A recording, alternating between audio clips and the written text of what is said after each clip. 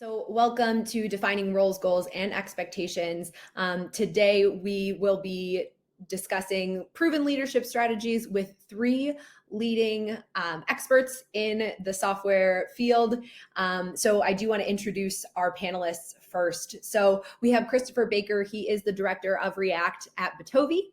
We have Andrew Colburn, who is a developer consultant and the culture lead for the React department at Bitovi. And we have Ashim Nanda joining us from KFC Digital. He is the manager of mobile apps. So thank you to all three of our panelists. You'll be hearing some of their proven strategies throughout this discussion.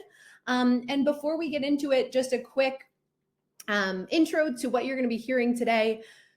Knowing that all of these strategies have been tried, and sometimes they've been tweaked throughout.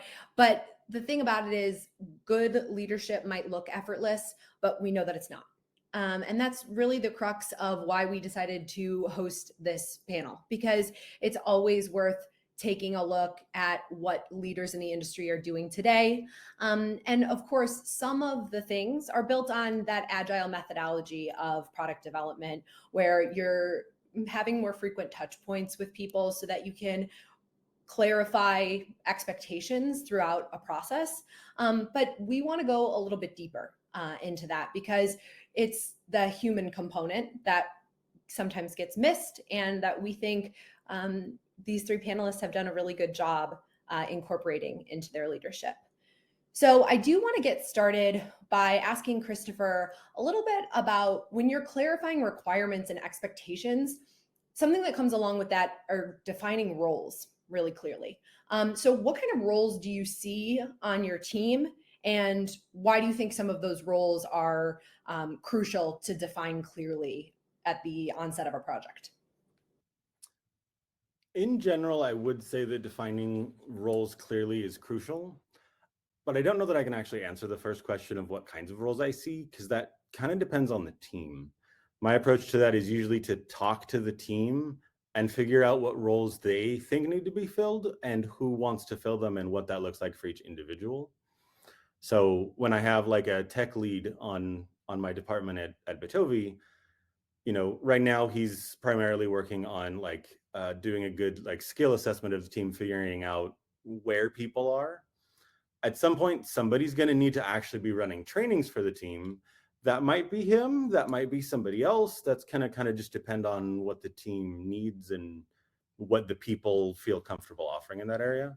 So I don't know that I can fully answer which roles, but I work with my people to figure out which roles in any given scenario. Yeah, Ashim, how do you feel about that? So Christopher spoke to having a tech lead and someone who's constantly assessing the team members' abilities and what they might excel in. How do you look at roles? How clearly do you define them? What types of roles do you see on your team? Yeah, it's kind of similar to what Christopher mentioned. It does depend on the team. So I've been on teams that have different roles, based on kind of what we need at that time. But at KFC right now, we typically have a tech lead who does just what you mentioned. They do a lot of the assessment of the team members and make sure that they're meeting kind of the technical requirements that we need for this. But in general, what I try to do is work with each engineer and figure out what do they want to do. What kind of would help grow them, what would grow them in their careers, what kind of things they love doing. And at the end of the day, we're all professionals. So I try to, everyone knows what they need to do and what the goals are of the projects, and just work to meet those goals. And then however they get there is great. I always like to say that the developers are really creative. Let them use their creativity to find solutions and do the things that kind of fulfill them.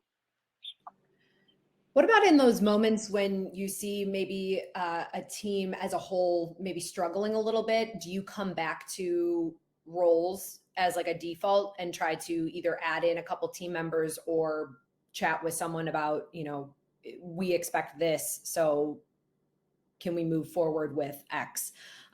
Just talk about in those moments of challenge, because we work with complex projects in software for sure. So I know that it's going to vary by project, but in those tough moments, what are your go-tos? Yeah, it's a lot of looking at what we need and then working with our tech lead typically to say, okay, we see this gap. How do we fill this gap? And so that could be we train someone on the team, or we bring in consultants, or we bring in new hires that kind of fill those gaps. So it's kind of just a case by case basis that we kind of work through it and just find what works best and what meets the skills that we have, and then try to identify those skills that we're missing that we kind of supplement the team with. And do you find that those conversations generally go well? And if so, how do you ensure that conversations about challenges aren't meant with, a little bit of defensive-ness or those other kind of very human reactions to, hey, we have a goal and we're not quite there yet. We need to boost each other up. How do you make sure that those conversations happen in a kind and respectful manner?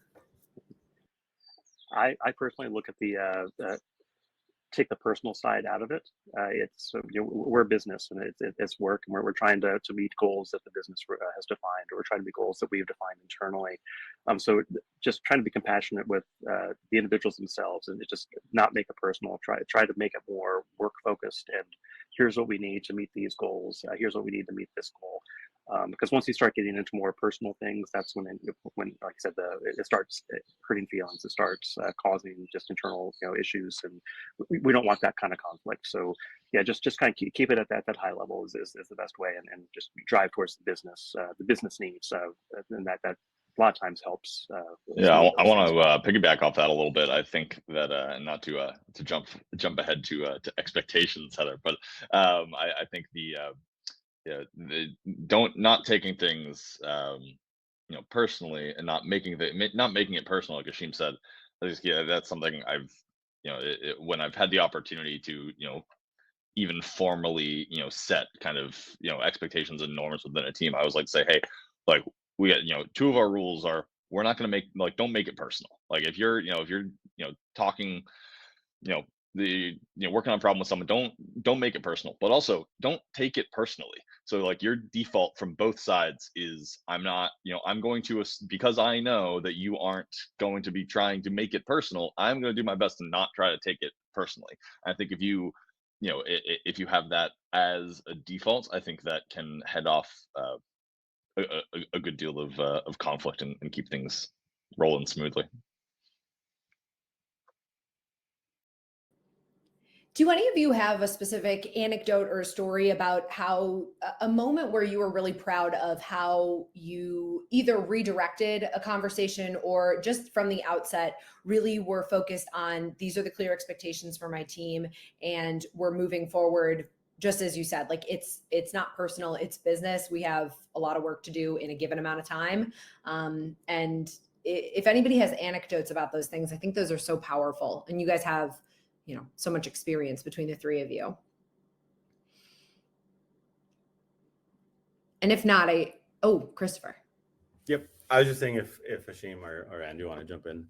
I do have one. It's maybe not as strong as you're looking for, but my marketing lead at Bitovi, I don't know what he's doing 90% of the time. I just know he's doing a good job. When I brought him on, when he became marketing lead, we were working much closely together and talking about, what we wanted to, where we wanted to go. And he just runs with it. And because we work together on the role and the expectation, he loves it. And I just don't have to worry about it anymore. It just works. Yeah, so it's focusing on the front of the conversation, right? As soon as that person is hired, they understand what their role and the expectation for that role is. So then, yeah, it takes the hand-holding out of it. I love that. And we've chatted a little bit. I'll give our audience a peek behind the scenes. We've chatted a little bit in advance of this conversation about something that comes up in terms of shadow responsibilities or shadow roles, right? Things where there's a discrepancy between what someone is told that their job is and then what actually is being done behind the scenes to make that job happen. Do you see those shadow responsibilities as a negative? And if so, how do you work to close that gap between the actual I don't think they're role necessarily and the negative. role? I think that it's I think it certainly can be. But I think a lot of the time it's just the stuff that, yeah, like your role officially is, senior software developer on the such and such team, whatever, right? Your defined role. You report to this person, these are your responsibilities. But like your shadow role could be like, oh yeah, that's the guy you go to for like complex testing stuff, because they're the guy on the team that really knows testing, right? Or you know pick any piece of a project or code base. I think that's not it's not their official role, but it's not a negative. Now on the flip side, it definitely can be when you get into situations where it's like, okay, hey, this stuff is not what I thought I was signing up for. I have all these I feel like I have these responsibilities that are not what I was expecting to be doing in this role. So I think it's not necessarily negative, but it's something more just something to be aware of generally. Yeah, Ashim, as a leader, how do you see those things sometimes? The shadow thing? Yeah. Yeah, we do. So I always try to say at KFC we're small but mighty. So we wear a lot of hats here. So we do a lot of things. So you'll come in with one role, and there's a lot of things you're doing as part of that role that aren't necessarily what you thought you'd be doing. But I kind of flip it myself, and so the way I try to look at it is it's an opportunity to learn something different. So I'm a learner. I love learning new things. I always say if I learned something new today, it's a good day for me. So I try to flip that and say, okay, this is something I've never done before. It's uncomfortable. I'll learn. And then as you learn it, you become more comfortable. And it kind of, to me, it gives me confidence to know that I can jump into other things and pick things up quickly. So I always try to kind of shape it that way to say this is a good opportunity to learn something new. I wanted to add a little bit on that. The existence of the shadow roles, I think, is fine. There's always things that we just kind of take for granted. We just assume everybody's on the same page, and it turns out they're not. There's things that we don't think about, or that somebody's just been doing because they thought it was necessary and nobody really realized they were. So I don't think it's entirely even avoidable, but I think as soon as it's noticed, it should be acknowledged and codified. Hey, this person has been doing this thing. This is actually part of the role and nobody else knew it. Now everybody knows it. So at the very least, you're always moving away from that. It will never be avoidable, but remove it anytime it's possible. Just so that clarity, everybody knows what's happening and everybody knows what the expectations are. If you've got a role that's got a bunch of shadow responsibilities and you transfer that role, those extra things are not going to transfer. They probably don't know they're doing them. You don't know they need to. Now you are missing stuff. So I would say make them as explicit as possible, but they're going to exist. There's no way around it. I love that. So there's an acknowledgement factor that really makes a big difference. And also as a leader, knowing that if the person in X role leaves, that you actually have to add a bit more to those job descriptions. I love that. So that kind of takes us into our inevitable conflict conversation. And we've had some disagreements in terms of the conflict piece of this conversation. So I want to ask your outright opinion of, do you think conflict is positive, negative? How do you turn negative conflict into a positive? Yeah, I can jump on that first. So yeah, we did have some conflict on this, and we talked about it earlier, which is kind of fun. So the way I look at it is that healthy conflict is good, and it kind of goes back to that when the original question was, just make sure whatever you do is not perceived as a personal attack. So that to me is the best thing. So it's okay to have some conflict and question things. It's when those questions start turning more personal or could be perceived personal, that's where the real issues come in. But for what I've seen is sometimes we spend a lot of time trying to avoid conflict, and actually the energy you spend trying to avoid conflict is actually probably worse for you than just you're ripping the band-aid off and just having a little bit of that conflict just up front. So that's not some of my experiences with it. I would extend that a little bit, that even negative conflict is sometimes a good thing because it clears the air. There's you have those rising tensions, deal with it. That while you're dealing with it, it's not good. But now you've dealt with it and you can effectively move on. So sometimes it's okay to let those things happen. So that it doesn't fester. Yeah. That's because that festering is never a good thing. That is always bad, I would say. Mm-hmm. Get it out of the way. If it is something you can overlook, that's great. But if it's not, deal with it. While you're dealing with it, it may be unpleasant. I think when we were talking about the kinds of really unpleasant or maybe bad conflict that I think we're generally talking about like interpersonal conflict, right? Between it's rarely you're really rarely having a really challenging heated conflict between over procedure, right? You may have procedural conflict, but the where it can be bad is that interpersonal conflict. And I always think that the main question is to just ask why. Like, why is, whether it's a good conflict or a bad conflict, like, why is that happening? Most people, I think, aren't trying to be jerks, right? For the most part, most people aren't trying to, skate by not doing work or something like that. Like, most people, like, are want to, do a good job and get along well with the people that they're doing with it. So I think you have to ask. You just have to ask why. I think if you have you want passionate people working on your project, right? I don't think anyone would disagree with that. You want passion is a good thing. Well, if you have passion on your team, if you have passionate people, you're inevitably going to have conflict because those people are going to disagree, and that passion isn't just going to go away. So I think like Christopher was talking about, don't let it fester. You got to address it. You have to acknowledge that it's going to be there, and you have to know how are you going to handle that in a healthy manner. And Christopher, go for it. I'd say related to that, this is a little more like tech specific, but when I'm hiring, I specifically look for highly opinionated people. They stand up and speak and can explain what they're passionate about, but you get a bunch of those in the room and they're going to disagree with each other. And depending on how tightly those opinions are held, it may be personal to them, and that just creates problems. But that's okay. We can deal with that. Different, change topic a little bit, but still on the conflicts. One response I've seen to interpersonal conflicts at a lot of companies is telling them to just figure it out and not helping them figure it out. And I would say, I think always that's the wrong option. They're having a conflict because they don't know how to fix it. Like, I would say that very much falls in the purview of the leader to help them through it. Can't guarantee anything.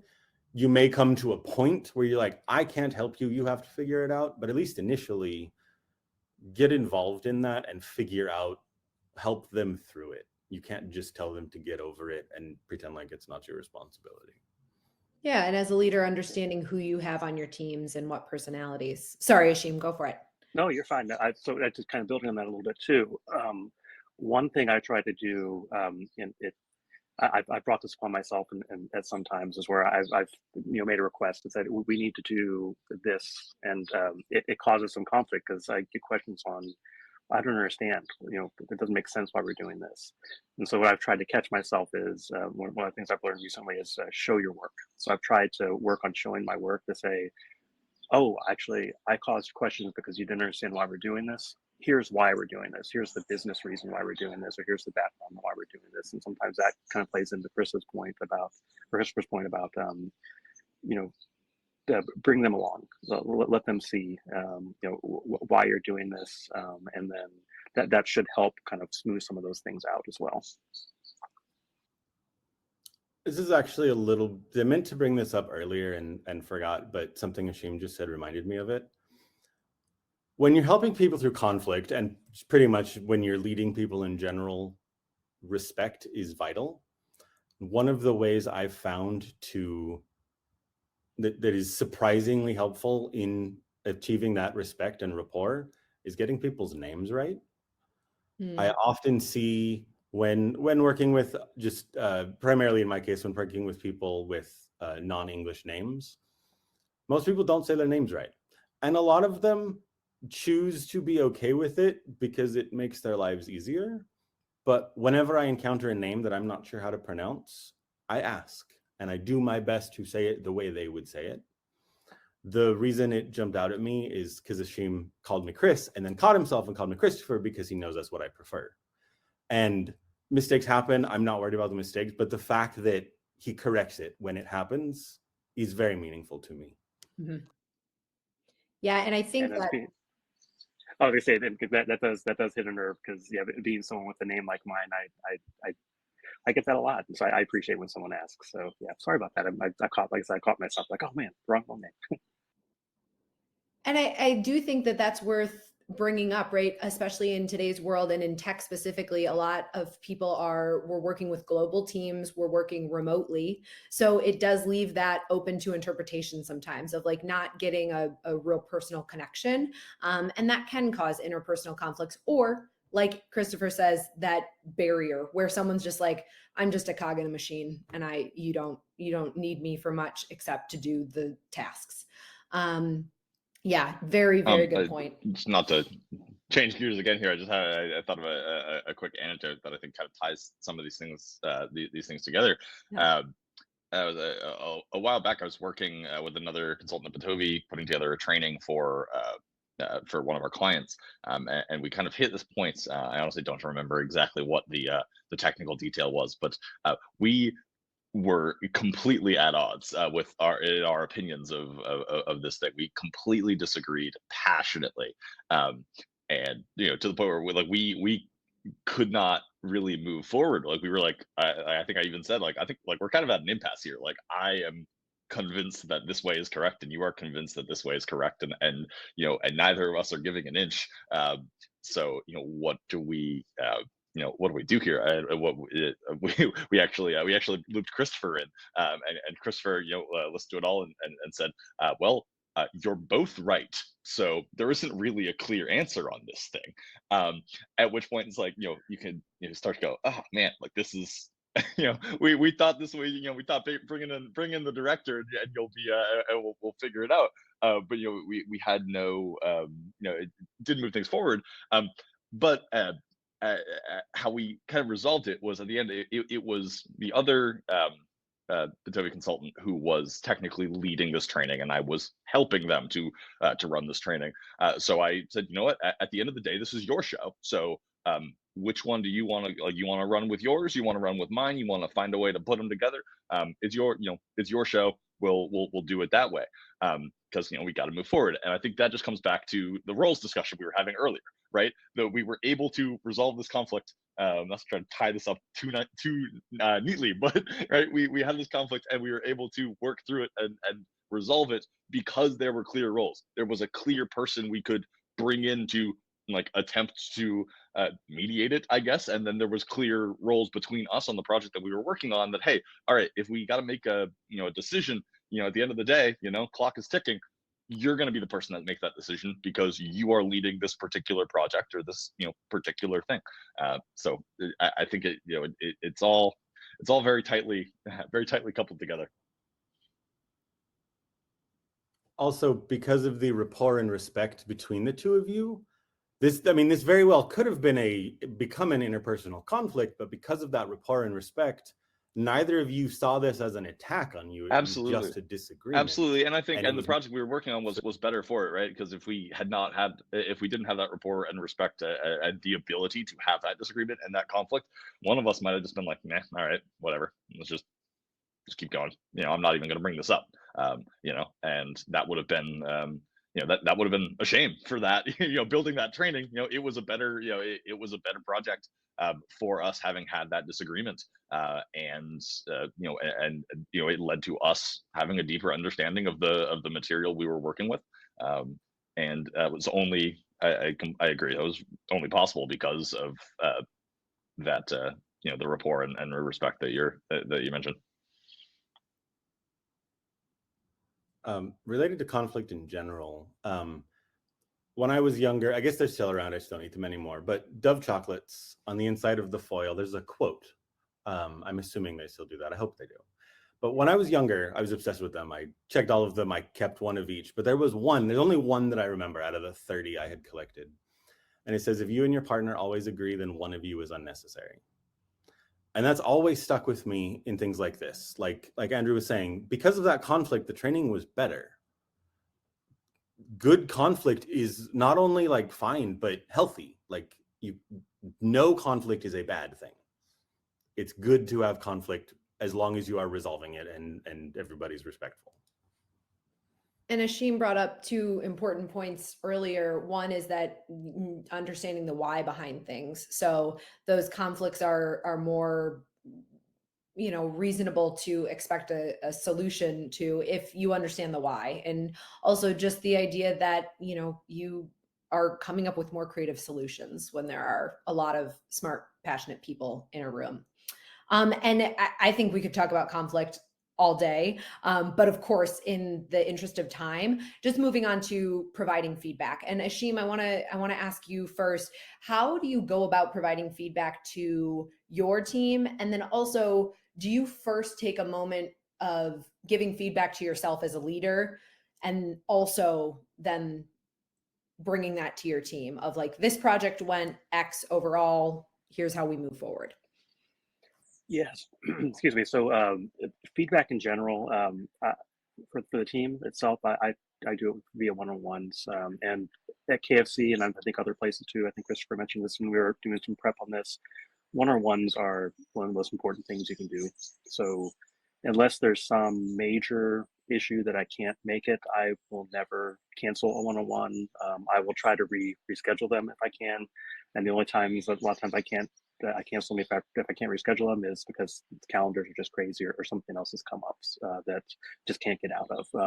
But it's important to really have those one-on-ones and keep them consistent. And I always start the one-on-ones with really a check-in on the individual themselves, more personal, just how are things going, all that. And then after that, really, I hold the one-on-ones basically as a time for them. It's really not my time. It's the time for them to come to me with concerns. Is there anything I can help you with?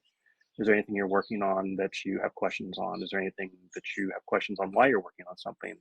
Kind of what are some of your goals? Are you still doing what you like to do? I just kind of check in that way first, and I really make sure that I go through all of their questions, all their items first before I even jump into anything that I have on my list. And then outside of that, I then make myself available at any time. Get me on Slack, get me on Teams, whatever you need to get me. If you have any questions, I'm always here to be available for you. So I think just having that open door and providing that feedback on a consistent basis, and then that helps, I think, set their expectations, and then also hopefully makes them more comfortable actually coming to me with issues if they have them, so I can help them. And then I always also ask at the end, is there anything that I can change or anything I can do differently? So I just try to get that feedback constantly from everyone. I feel like it makes me better, and then also I just want to make sure that I'm meeting their needs as well. That's kind of my take on feedback. Have any of you ever encountered someone who gets defensive when feedback is presented, even if it's not always going to be, constructive criticism, even if it's positive? I think the word feedback or a one-on-one with a, boss can make people put their walls up right away. Do you have ways of disarming people or just ways of putting people at ease? Absolutely. The way I combat that, I think most effectively, is to prevent it altogether. One-on-ones are just a thing we do frequently. They're not negative, or it's just a thing we have. So there's no negative connotation built into it. I've been slowly introducing a culture of feedback for everybody to give feedback to everybody.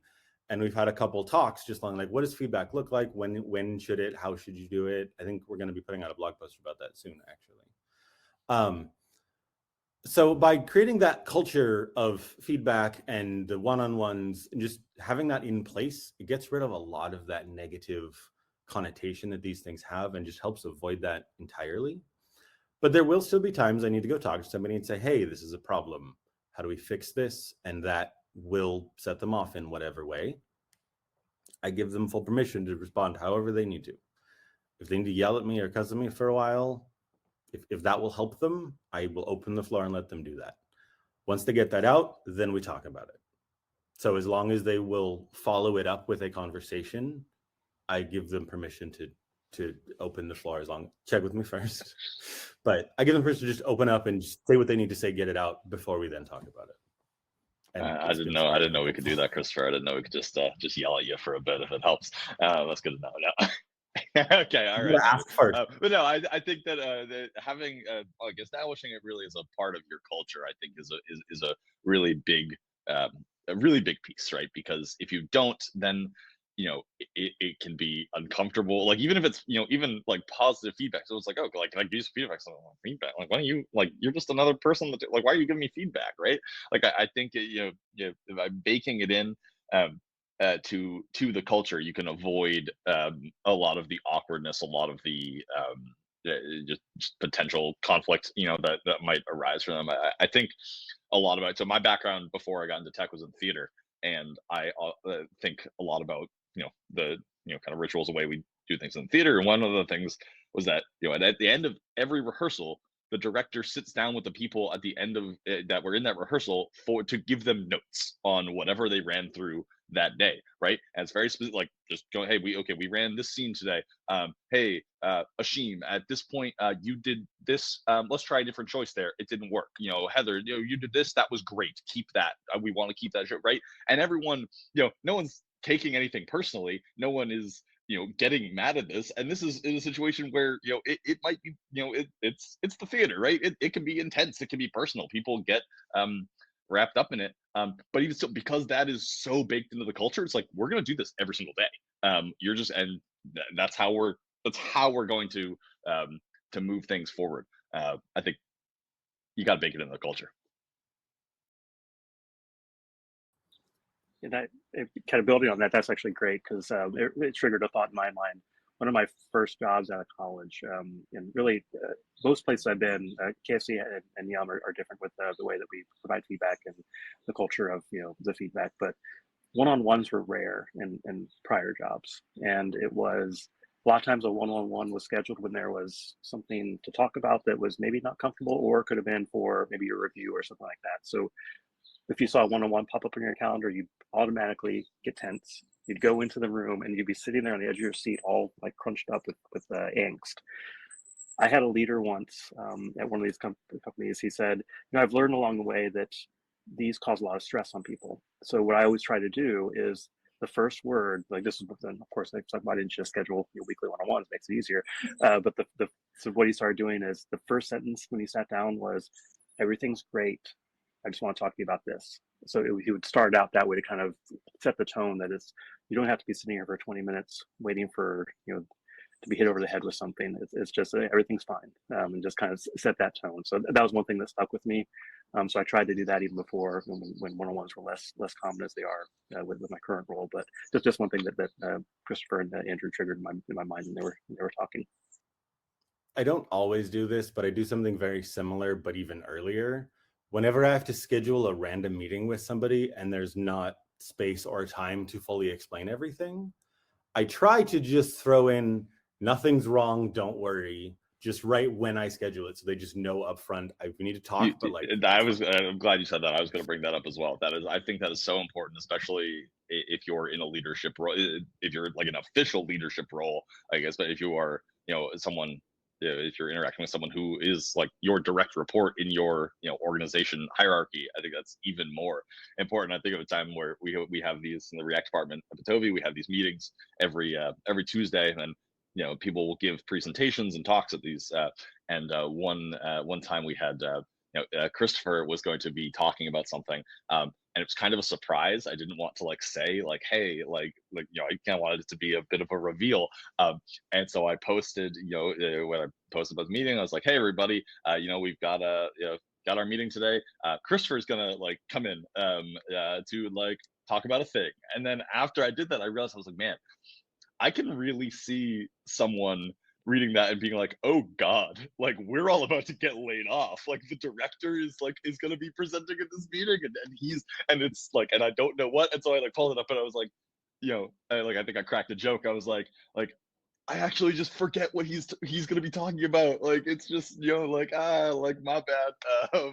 But still managed to keep the mystery and potentially like alleviate any of that sort of anxiety if it came up for anyone. I think, yeah, being specific about that and being, hey, this isn't bad, this is a good thing, or this isn't, this is it isn't bad, right? Like, you are not about to get fired. Right? It's, everything's good. It's that context for sure. And again, I feel like we could talk about feedback for a really long time, but the thing that we want to end on, the note that we want to end on is valuing retrospection. And I think this is a good example. We're all kind of reflecting on experiences that we've had of like, please don't send me a link in Slack with absolutely no context because I could misinterpret it and it could ruin my day. And then, less productivity. I'm stressed as a person. The work I needed to do didn't get done. So to talk about retrospection as this last piece, Ashim, we'll throw it back to you. How do you go about? First, I want to talk about reflection for yourself, right? Because as a leader, we're always growing, always learning. How do you take the opportunity or carve out time to self-reflect? Yeah, I'm horrible at this. I'm getting better.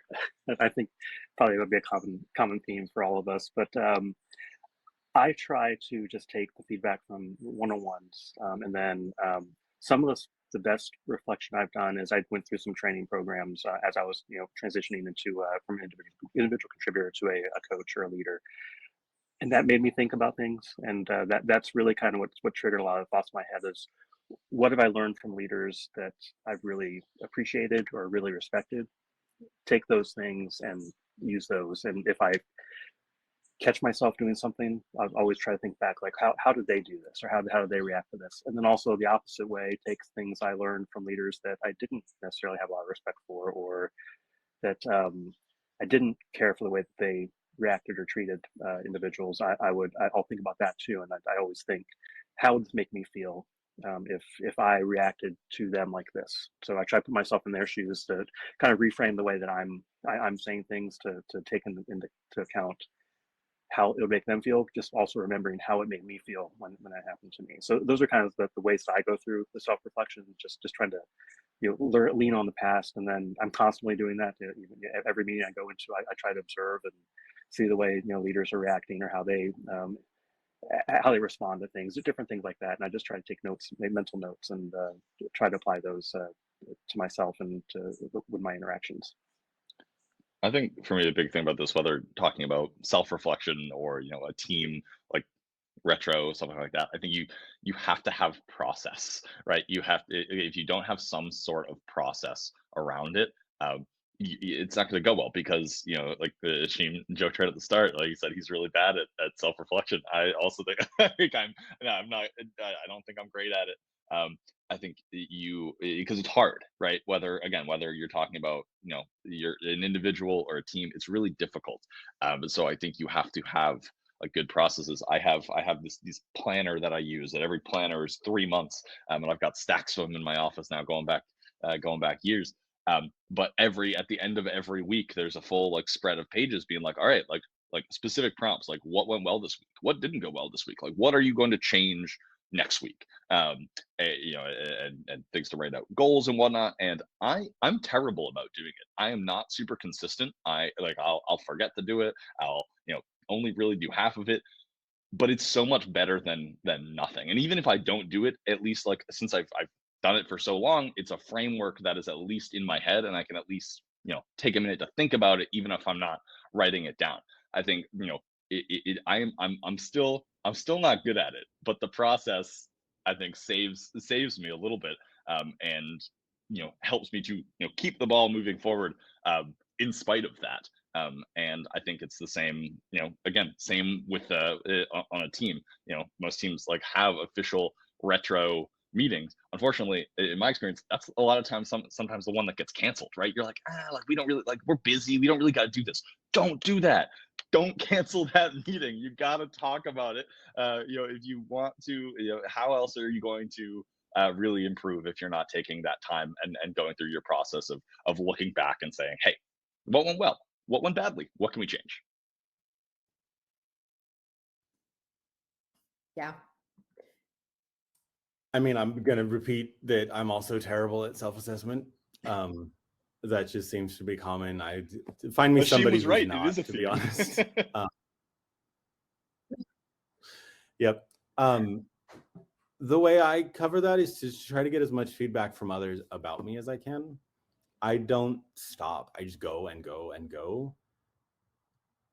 So, and I do still try to stop for self-reflection, but I just know I'm bad at that. So I do rely a little more on others to point things out to me and say, hey, knock it off. What's going on, to kind of call me out. But so I try to make sure the people closest to me in my lead role are comfortable enough to call me out if something like that comes up. And also, Ashim spoke to non-examples, right? Really gaining a lot of wisdom from watching other people do it wrong. And even though that's not like a positive or a kind thing to say, do you find that you really do learn a lot from uncomfortable or not positive experiences? And if you have any anecdotes, not of the specific person, but just that concept of, I saw someone do this and it taught me this, like, yeah, I would love to hear those.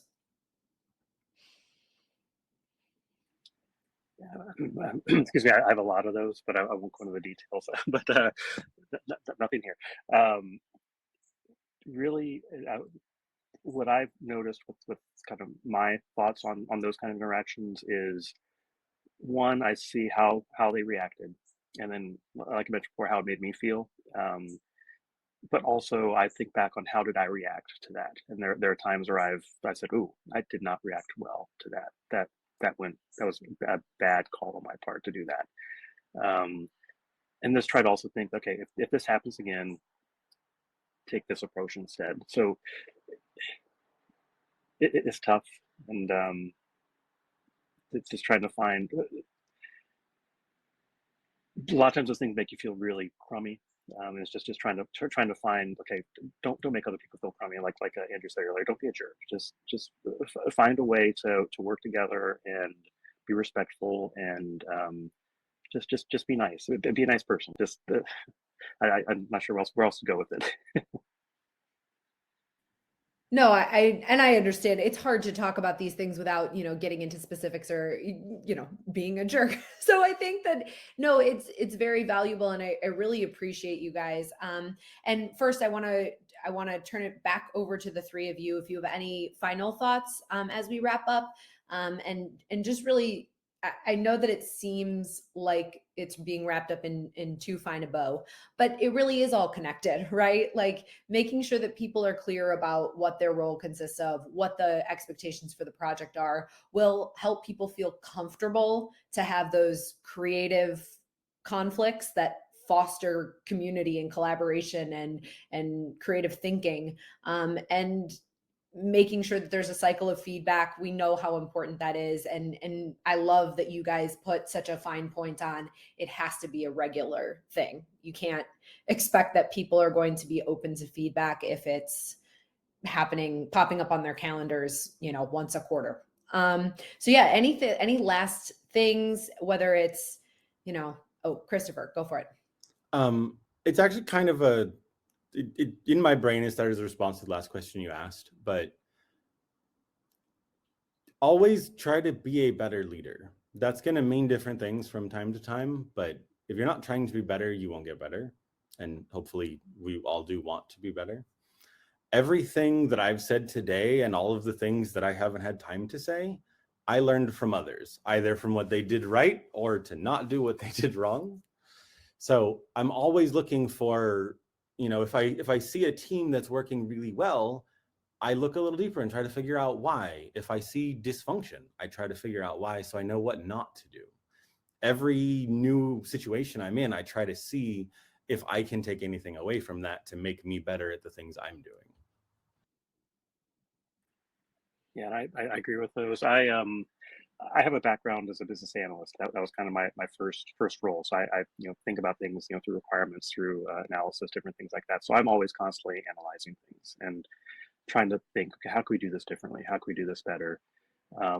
And something I mentioned before is I ask why 5 times sometimes with things. I'll just say why, and just eventually after 5 times you're gonna get down to it. But to me, it all comes down to also respect. So as a leader, you should be respectful of everyone, because everyone has different experiences. Everyone has different things going on in their lives at any given moment. So there might be reactions one way, but there might be something else, some reason behind it. So just always keep that in mind, and then just set those expectations. And like I said, being that business analyst side, just show my work, show my requirements, show like why I'm doing this or why I'm asking this. So those are the big I think takeaways. one last thing I think we haven't touched on that is, I think as important as having that respect is trust, right? You got to have trust on on the team, and if you don't, you got to ask why. You gotta figure that out.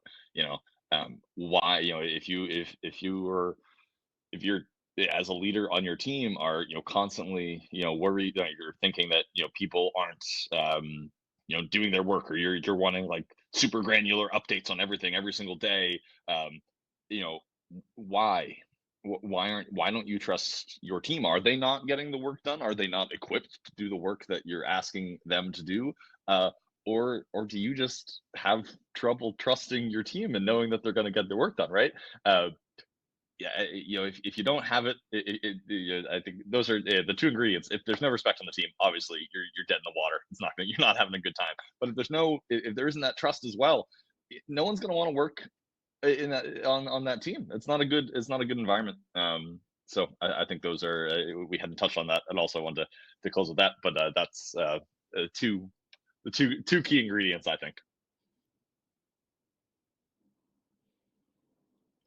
And we do have some questions from the audience. So, and thank you so much for the people who submitted this. This first question is from Morgan. How can you effectively lead a team to complete a task within a given time frame? And I think, Christopher, you had a really insightful point about this. I don't know if this is the answer that Morgan is looking for, but my short answer is you don't. If your team is not able to complete something in the time frame you've set out, then your expectations are too high. They're not aligned with what that team can do, and you need to change your expectations. You need to reduce the load, reduce the expectations, work with them to figure out what they can produce.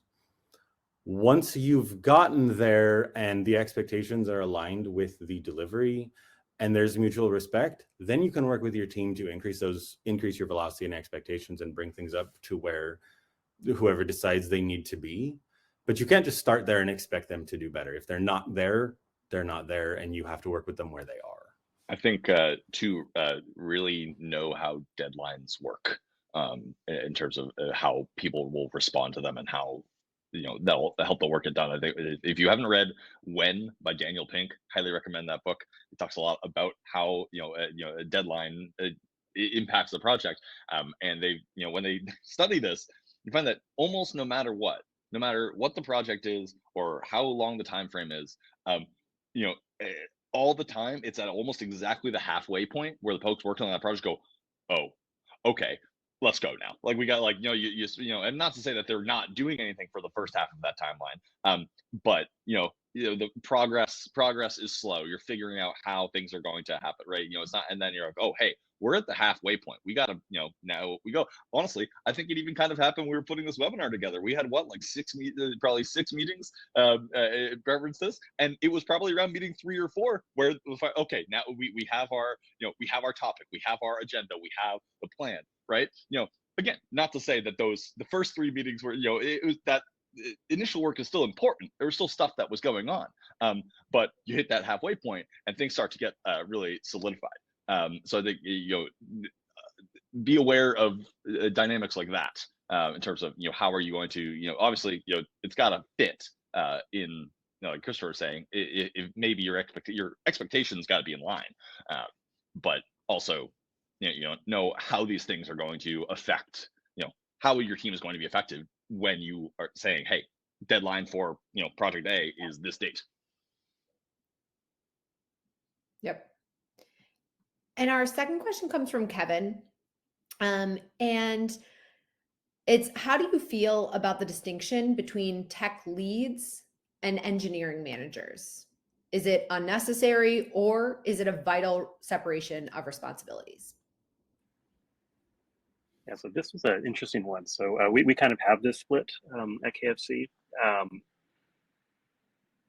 The way that I kind of view it right now is it depends on the path that the tech lead wants to take. So if we have a tech lead who they want to focus on being the technical lead for the project, they kind of guide the work of the other engineers. They want to be involved with architecture, different things like that, but they don't want to have the coaching responsibilities or the kind of, you know, the HR quote unquote responsibilities. That's kind of like more a tech lead side, but then also the engineering manager is more of a coach on our side, on KFC side. So we deal with a lot of the HR items, the, you know, reviews, all those things. So we kind of just help coordinate the team and build the team. So while the engineering, the tech lead is kind of building and leading the delivery of the product, the engineering manager is working on building the team and making sure that the team is functioning correctly. We have the resources we need and things like that. Oh, I like that a lot. Yeah, that was a beautiful summation. Thank you. And those are the questions that we had, and when we're kind of running out of time here, so I do want to be respectful of the time allotment that we have. But I really appreciate the three of you joining us today, and we all four of us want to convey to the audience that we know that this is an ongoing conversation, right? Like, this is really a challenging topic to condense into 45 minutes, right? And also, there's a combined like 4 decades of experience sitting at between these three people on your panel. So these things don't happen overnight, and we're aware of that. First, we always want to say that we're always open to feedback. So please feel free to reach out. Let us know like what you think was great about this, or what you felt like was missing, because we're always open to that. We would love to maybe do a part 2 of this in 2023. And Bitovi is always looking to, you know, stay at the forefront of these leadership strategies. And we want to thank Ashim for joining us, because his insight was invaluable. It's always really nice to see how different companies are handling, you know, the tech industry. So thank you guys so much for coming. Thank you to our panelists, Ashim, Christopher, and Andrew, for joining us today. And we hope to see you at the next webinar in mid-January.